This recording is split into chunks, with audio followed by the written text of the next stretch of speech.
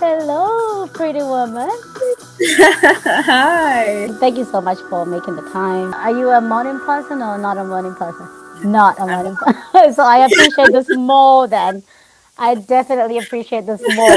It takes a while for me to reset. It's just like, oh Exactly. my goodness, I'll be You doing this right now. ease into the day. Yes, which is funny because my husband is completely The opposite. He opposite, right? right. Opposites attract. That's what people say. We'll get into that. Yes, we'll get into that. But man, but what really drew me to you, I must say, is your faith. If you're a child of God, you just live it. It's not a thing you put on. And if you're on social media and some people have been following you for like a year, they might not maybe know that side of you. If Mhm. people followed you for like 2, 3, 4 years, they must know like, gee, this girl is into this, into sports, maybe into music, into what all these other things that you love that you post about. But somewhere in there, they must know that you're a child of God. You must have it somewhere there in your post or if they look closely enough. But what I Yes. love is that I think there was a post I saw that you said, you know what, it's not like we're just trying to shove it in your throat. We're literally just living by testimonies a day. You didn't know that you'd be up. Like literally, God willing, by God's grace, if I am here tomorrow, then I'll do one, two, three. People take it for granted, the air we breathe. That's what drew me to your faith online. You're just Oh wow. unapologetic about the life you live. Yeah. And social media is weird, full of weird people. Yeah. Like me the way I am or dislike me the way I am for who I am. It's your choice. You know what I mean? You don't force yourself Yeah. on people. Yeah. The No, kind of people I you've met in your life, how you grew up. Tell me about that. well, growing up, I think I didn't have like the easiest childhood, You didn't have a lot of but friends? well, I don't know. Like I was pretty weird. Like when it comes to making friends, because I make friends easily. It was weird, but like I always had friends, but I didn't really necessarily have friends with girls. I was quite a tomboy when I was growing up. So my friendships later on kind of changed. Well, when I was growing up, then I kind of gravitated towards girls. Like in the friend groups that I was in, it was tough because I'm the kind of person who's pretty much quiet. I don't So really. you're a reserved person, right? Yes, I'm really reserved, and my friends, it was like a lot of kind of like bullying. Also, if I Oh remember correctly, no. I don't know. Like most of the time, when maybe the bullying is not the correct word. It was just like most of the time I find myself kind of like the odd one out because even back then I was pretty vocal about my where I stand with my faith and so forth. Like I was the kind of friend that had everybody during break time. Like let's do a Bible study, okay? Let's learn about this Bible. Let's learn And about for God. most people, that's boring, you know? Like Exactly. So I was like the you're the big boring one, bore. Yeah, I and get it. like they never appreciated like because I wasn't the kind of friend who like kind of let you do whatever you want whenever you want kind of thing.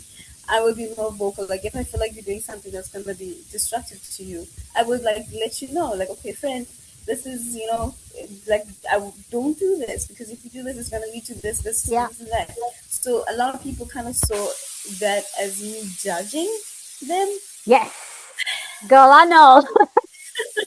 So some of my I friends, know. it was like you are so judgmental, Yeah. Naomi, or Not kind of not thing. So only the judgmental part, sorry to just cut you in there, but not only the judgmental statement, but the self-righteous statement.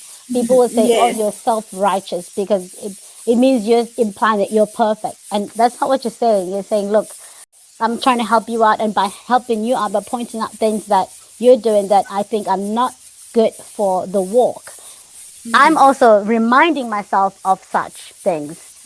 So yes, I'm yes, keeping myself in check, you know, by reminding you, friend, this is not what we should be doing."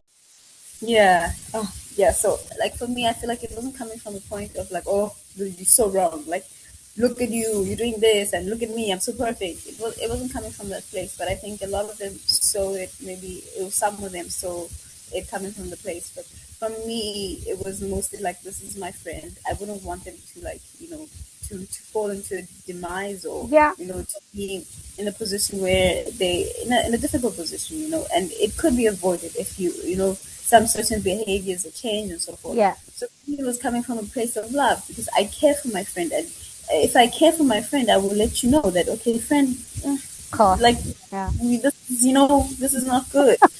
So, but Not it was it. not really that way, unfortunately.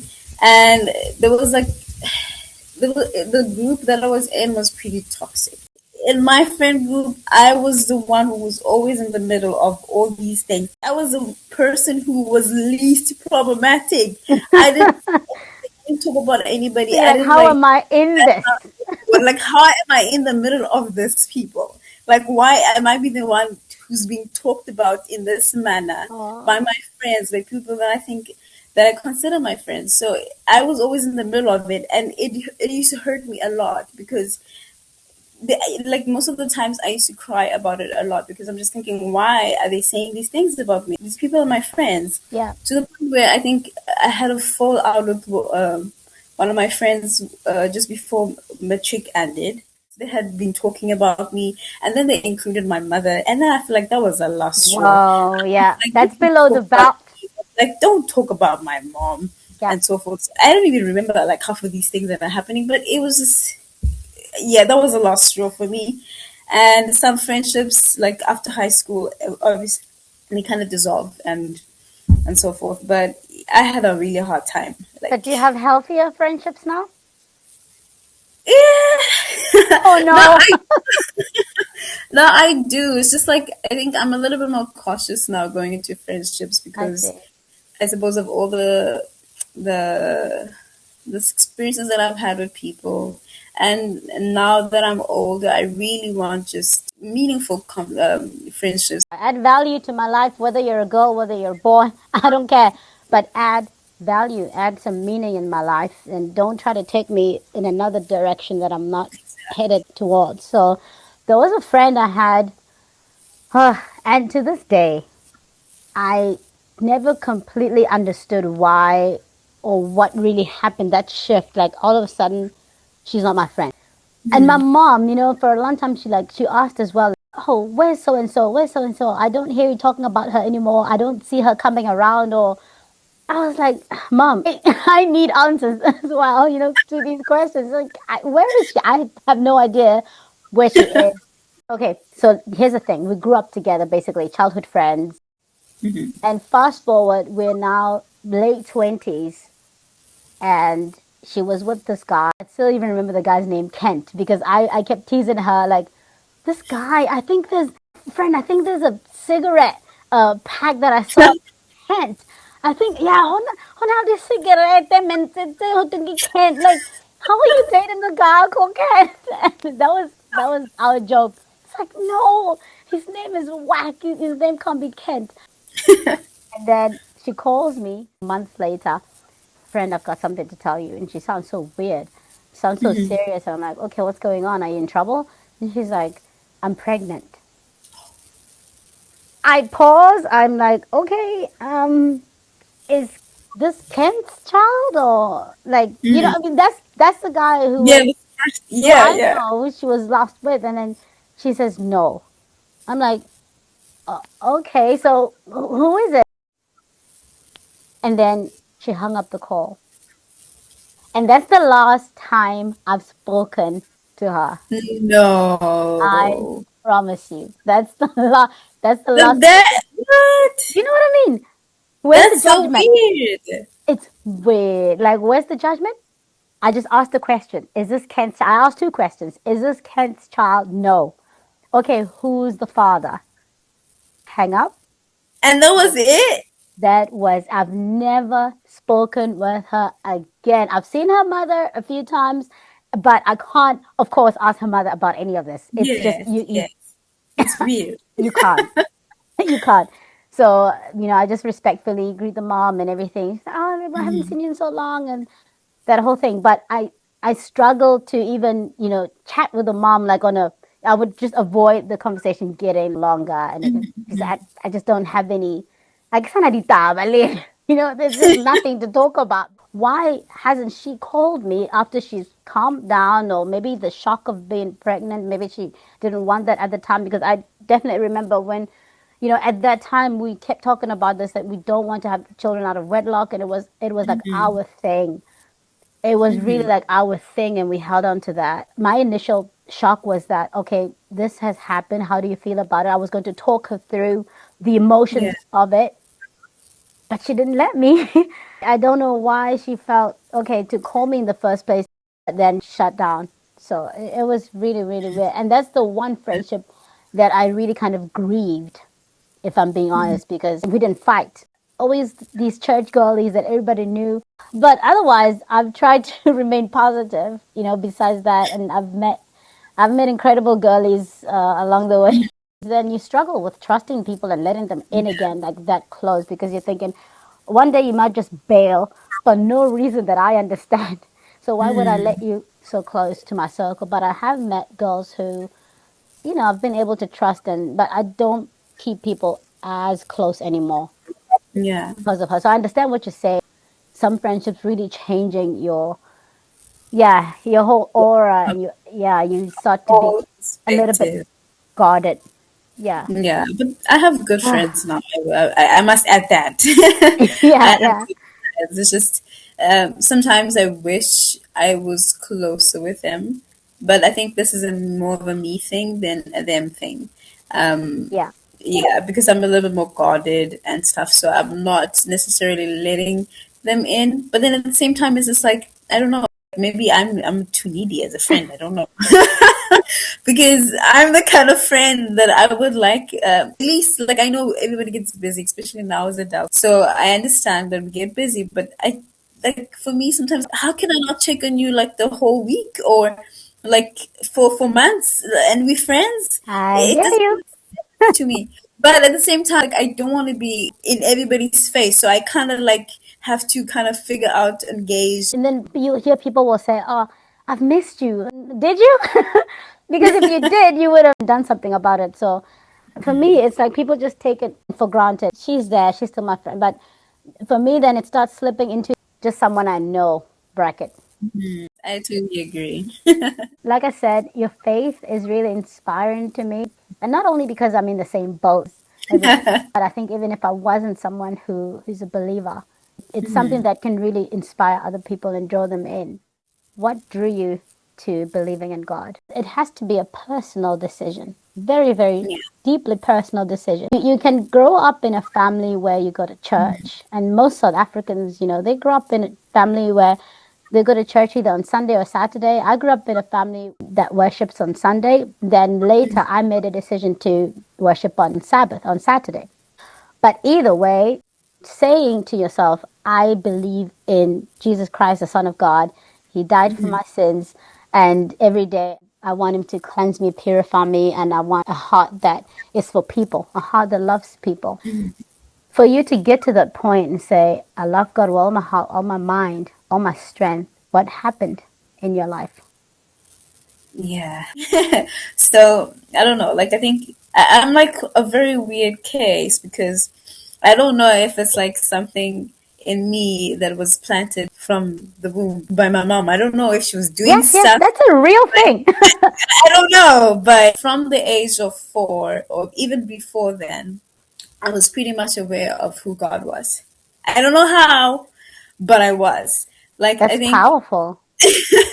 Yeah. I really don't know how, but my mom used to take me to churches. Like I think she was also kind of figuring out her faith at the time because my mom had me pretty young. She had me at 19. So at like when I'm 2, 3, she's like 20, 21, 20. She was a So young mom. she was a very young mom. So she was also trying to figure out her faith and trying to figure out, life in general. So she would take me to churches. I think the first church that I remember was the Chamber Church. Yeah. She took me there. And I remember thinking to myself, why am I here? Like, these people don't believe in God. Like, forgive me, people that, The worship worship. Yeah, yeah, yeah, them. But in my mind, I was just like, this looks weird. I was thinking, why are they doing things like that?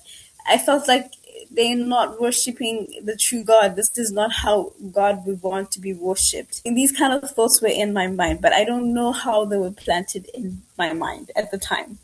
And I also remember she took me to a universal church, and I did not want to be there. Weird vibes that I couldn't explain, and I was So just like, something in your spirit wasn't really connecting with no. these houses of worship. Okay. I had a very good sense of the Lord. If I do this, this is sin. If I lie, God wouldn't want that. I was pretty much aware of what was wrong and what was right. I suppose that could also be, the rules and the principles that my mother also taught me. But internally, I was very, very conscious of God at that age. So this kind of grew with me until like I was 12. Like I said, I didn't have an easy life. Things were not really Yeah. easy at home. I don't know if you saw my recent post. First couple of years of my life, I lived in Kukwini, in a shack. That's me. But I didn't know like that we were poor. I didn't know that we were struggling. That I was was happy. home. Yeah, that was your life. No, exactly. I was happy. But I think what happened after that, my mom kind of got into a relationship, and it wasn't the best. It wasn't. It was a very tumultuous kind of relationship, and from there, I kind of saw things that I wasn't supposed to see. I experienced a lot of heartache and so forth, but I will not delve into it because that's not my story to Yeah, no, no, tell. no, no, But no. Yeah. yeah, but it kind of shaped me in a way where I felt like I was kind of alone in the situation, and I had to really rely on God because at that point he was the only one that kind of made sense for me. My mom was she did the best that she could, and I really am so grateful for everything that she has done for me. Yeah. She is wow She's one your of the strong. everything, yeah. So I know she did the best that she could, but I think at that moment she was so wrapped up in what was going on to her and so forth, and I kind of felt a little bit forgotten, which is fine, like because she was that's what she was going through, but I kind of felt a little forgotten, and that kind of drew me closer to God because I was seeing all these things and I was experiencing all these things, and I'm like, I'm a kid, there's nothing I can do about it. I don't really have that much power to change all these I don't things. have many tools. I don't have anything, So I prayed to God. I would, you know. Yeah, I prayed. That was the only thing I could do. I prayed to get out of the situation. I prayed for my mom, and then teenage years, of course, like you go through like the hormones. Now all of a sudden you're interested in boys. So my faith kind of wavered a little bit there, but I never lost faith and belief that God was there. Yeah. So he was always somebody in my life. I was fortunate enough to have a friend or friends that I from childhood. I think we met when we were like 8.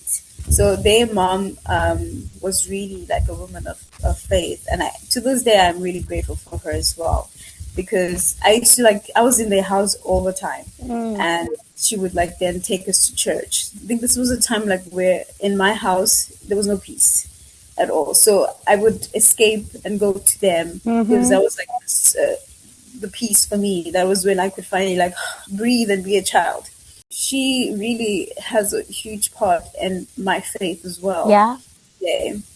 Because she made sure that we were praying, she made sure that we were going to church and so forth. Although at that age, I suppose I had faith, but I didn't really know a lot about the word of God. It was still kind of like a superficial knowledge. You hadn't studied and got into the text, the scriptures. Yeah.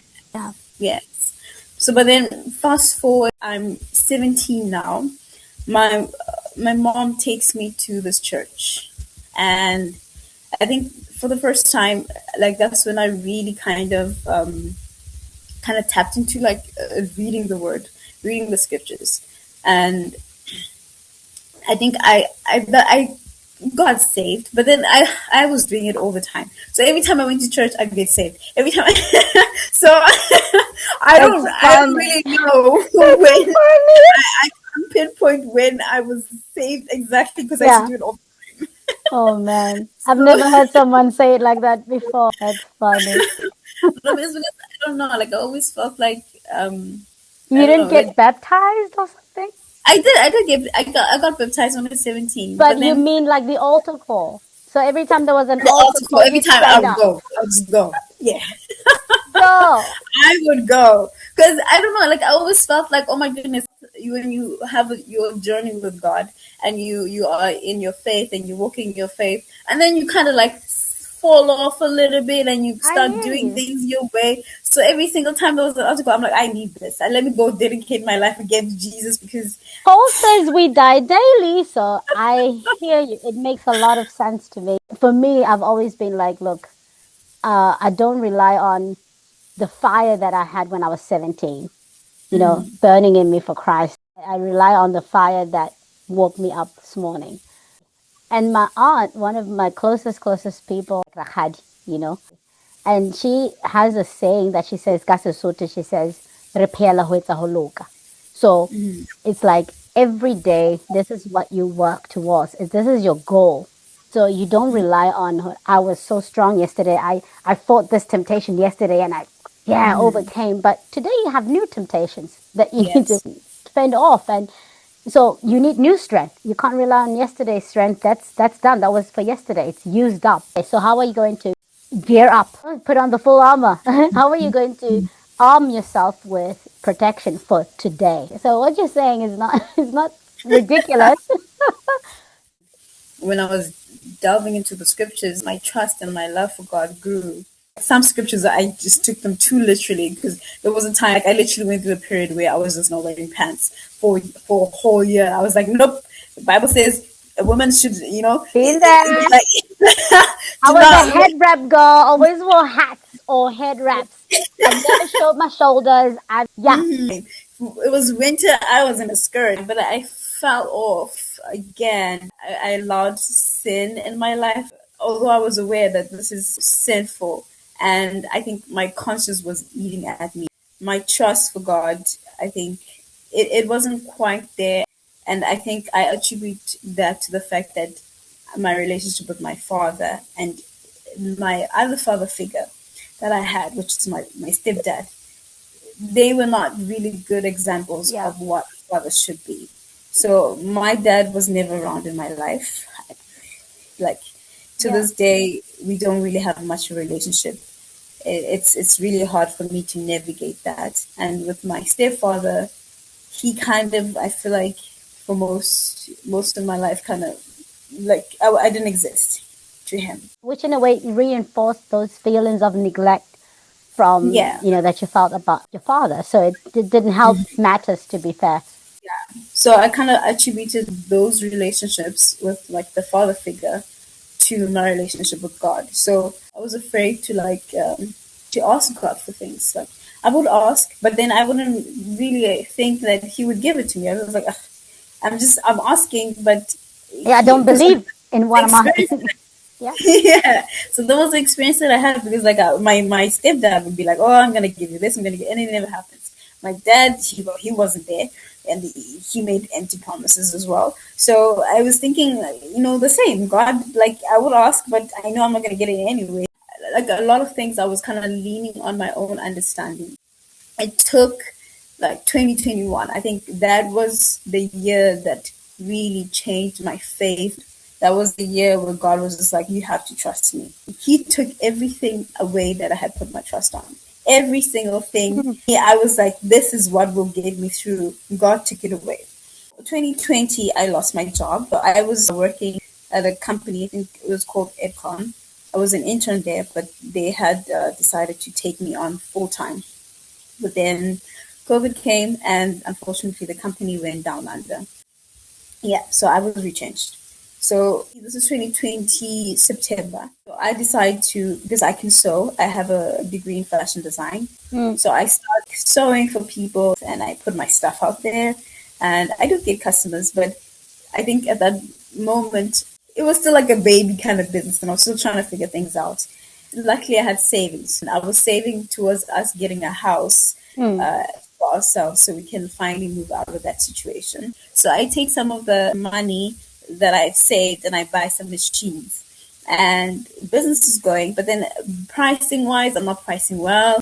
So fast forward to 2021, I apply for this program. It's like a fashion design kind of program. And I get into the program. So this program was just kind of to help like young designers have a store. So we had a store in the mall. So this happens and it's all great. But March of 2021, we were living in my stepdad's house, right? And all of a sudden, he's like, "Nope, you guys need to go." What? Yeah, it was a long time coming because there was a lot of things that Okay. were happening before Okay. it, behind the scenes and kind of thing. It was a long time coming, and it was just like, well, It wasn't out of he, nowhere, but it was still a shock. It's like yeah, being it was kicked a out, shock. literally being kicked out. Like, who wouldn't Yeah, be shocked by being kicked out? Even if you saw this coming, you're still kind of like, what? yeah. So he was pushing us out. It was like one of the stressful situations in my life, and I was just like, I couldn't even cry because I'm like, what is crying gonna help with in this moment? I Nothing. can't cry. There's no time to cry. So, so we pack up our things. We have to find a place. Mom luckily finds a place. So we're living in this like back room now. So, and then this is during the time where like I'm doing this program. I'm looking for jobs. I can't find anything. Meanwhile, so we have to pay rent now because before like we lived with my stepdad. So luckily we're not paying the rent. We're just paying groceries and electricity and so forth. And my mom doesn't make enough money to be able to cover the rent and food. We are basically living off of my savings. I am working so hard, but I'm not making any real money. I think that's what broke me. That really broke me because I'm Yeah. just thinking my savings are running out and I have really no real source of income. I was really depressed. Yeah. And I was so depressed to the point where I think I lived in bed most of that year. On top of that, I was in a relationship at the time, and that relationship also just kind of fizzled out. It was a lot. I hear ya. When it rains, It rains. It really, really, it pours. The house that I had called home for 20 years was no more. My savings are running out. I don't have any money. And at this point, like in the next 3 months, if I didn't get a job, we were going to be homeless. But luckily, I had a friend at that time. I think God put her in my life that year because I think that was really the year that God was telling me, you need to trust me. She was taking me through, we were like going through Bible study, we were reading the word together. It really put me in a place where I was critically thinking about the Bible. My way of reading the Bible kind of changed. She really changed my view. Because I think sometimes when you're reading scripture, before I felt like I had the sense where you cannot question things. I You hear just ya. take it. So she kind of like changed the way I think about it. It's okay to question it, and you can research on these things. If something doesn't make sense to you, dig deeper into it. Reading scripture and finding the context of that culture, it Of really, really helps. course. It makes And seek things like, counsel as well. Elderly folk, people who've been here many, many years before we were even born. People who are wise. Gray hair means wisdom. at some point I think I was really suicidal because I was thinking, "Ugh, what's the point? Why am What's I the even point? here? Yeah. Nothing is going right. Nothing is going in my favor." So finally, we had to move out of the back room because somebody had broken in and they stole my stuff. We just didn't feel safe anymore. We then moved into another place, which is basically where my stepdad used to live. So, like, where, I'm where waiting for you to catch a break at this point. it was like a complex. So my stepdad lived in a different unit. So we basically had no option but to move back into that complex. So we couldn't afford the whole house ourselves. So we Yeah. rented out the rooms. And we were doing that for like a couple of months. But then I think because of what we were learning, God revealed to me that you don't trust me. You Working don't so hard to get there, to get to that point of trust, Yeah. of So surrender. Surrender, basically. it took God taking everything for me to get to the point. I think I was like so broken inside. I was completely broken. So he broke me and then he started To lifting me make up. you. Yeah. I can't believe how everything worked out just in those couple of months. Maybe from July, I go for a job interview. I don't hear anything back for like 2 months. And then in September, I get a call again from the same company, and they wanted to invite me for another interview for a junior position. Okay. So I go, and like how it happened also, like I wasn't even interviewed by the manager. I was interviewed by one of the staff members who I will be working under. Okay. I think this was a blessing because maybe had I been interviewed by the manager, maybe it might not have gone well. I had a response within 3 days that they would like to take me, but they had to cut my salary because my salary was too high before, so I had to go in lower. But at this point, I was like, whatever comes, I'll I will take take. it. I'll Yeah. Amen. I'll take it. So I get the job, but then before then, let me just say this: I had a pop up of like an ad on Facebook about this cultural care au pair thing. So I had decided that since I'm not getting work in South Africa, I might as well go abroad and get some kind of income so that I can send home, and so my mom can like have a place Yeah. to stay. If you don't get connections from families like from America, they talking to you and asking you if they want to come and so forth. I was like not getting anything, so I go to God. I'm like, God, like I've been in this program for a couple of days now, like, and nothing's happening. Nobody's talking to me. Like, please do something. I'm You keep going crying. Like, back. That's what I'm like, I love. I love that. Yeah, because where are we gonna go? Like you said, I'm gonna trust you, and and can't you see my effort? Like I keep coming back to you, though. I'm not going to any other gods. You said have no other gods but me. I'm coming back to exactly. you. Like do So something. I'm like, do something. So then the next week, the following week, I get like 4 connections. Follow me, like pray this week, and next week I get like 4 connections from different families, and we have a talk. Because I think for me it was important to get a family that was Christians, that were praying and so forth. And I got a family that were Christians, and it was really great. The glitch of this whole thing is that for me to be able to enroll into this program and to fly abroad, I would need to pay 17,000 rand Mm. first. And I'm just like, where There's is that this old money? devil again. Money, money, money. So I'm like, where is this money gonna come from, Lord? So like that's when I'm praying. I start praying like for God to make a way. And that's when the call comes for me to go for that interview. I pay the program fee, and because I had savings, I still had my savings. So I paid the program fee with my savings. And at least because I had an income now, so I didn't have to worry about the rent. But then now at the job, it's 3 months now. And they're like, okay, we like you. We want you to stay. So now I'm like, oh my goodness, what do I do? Because I don't want to stay. I think at that point I could have stayed, yeah. I would have been fine because I had this job now that Hmm. wanted me to stay longer. But then I was so tired. Like I think the year had I really can stressed. imagine. Yeah, I was tired emotionally. I was just tired physically. Like you were done. I was done. So I was like, hey, no way, I need some change. I need to be out of here. Yeah. But one thing that I did that I'm not proud of, I signed that contract anyway. I said yes, I would stay. I know, but I needed the money. I needed the money. Okay.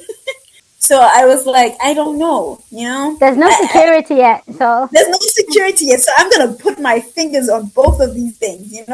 So everything goes well. I think my visa was approved, and I let the agency know that okay, my visa was approved, and what are the next steps? So now the next steps were that they would then book a flight for me and everything, and I was then scheduled to leave on the 22nd of February.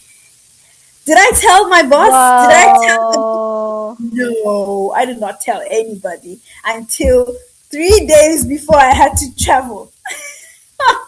This I know it woman. was so bad. And then yeah, so then 2 days I'm like, guys, I gotta go. I was like, I gotta go. I am going to America, so I quit. And yeah, You did a number on them. I know. I am not proud of that. I But know. I hear you. Sometimes we got to do what we got to do.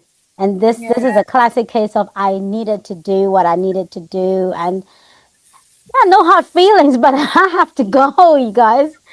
yeah. Change of scenery was what you needed, I think, from, I mean, the background that you gave me. I think change of scenery was what you needed. I And not know. that things were still very bad. Things were moving in the right direction, but you're still kind of breathing in the same air. That complex, you guys are still living there. This is where that the man lives, and a lot of familiarity that you don't really. It's still leaving a bad taste in your mouth. I think you were thinking long term. For my inner me, I think I would be happier in this situation if I were not in the country. Obviously, this is home. This will always be home. I'll come back and I'll be able to take care of my mom. Yeah, the job came at the right time. It's a good thing, but thank you, Lord. My visa was approved. So, yeah, that was brave of you. I applaud you for that. The time came for me to leave, and my mom, Yeah. she escorted me to the airport. Oh my god, I was like, what the heck am I doing? I didn't even have a passport prior to like this whole program thing. Go So I had never been out of the country at all in my entire life, and here I am going out of the to the country. furthest one. That's the first one. The farthest one. Oh, that's funny. But that was Oh, brave of you. I applaud you for that. But I want to take you back. Not that we should talk about it again, but I just want to take you back a little bit. You just reminded me of, because I normally I'm a person who has verses in my head. So when you were talking about not having the good example of what a father should be, and that's for me my biggest blessing. Me and my sisters, I've got two younger sisters, is the fact that our dad has been present in all our lives. Because there was a time when my mom wasn't living at home. Her job was like in Pretoria, and we were in Mafikeng. So I was raised by, usually it's the other way around. Mom mom, stays and dad gets the job yeah. away, but it was a swap situation. This swap situation really, really bonded my dad and I. He was literally, my mom and dad bathed me, clothed me, took me to school, cooked for us and did everything. My mind was just on how I'm seeing my dad stepping up like that. It's something that I've always just had a lot of empathy for. A lot of young women who didn't have that, be it either biological father wasn't there, and then okay, stepfather, he's supposed to at least do the bare minimum, taking care of you guys. He also doesn't do it. How are you supposed to obviously think of God then? Matthew chapter 7, maybe from about verse 10 or 11 or something.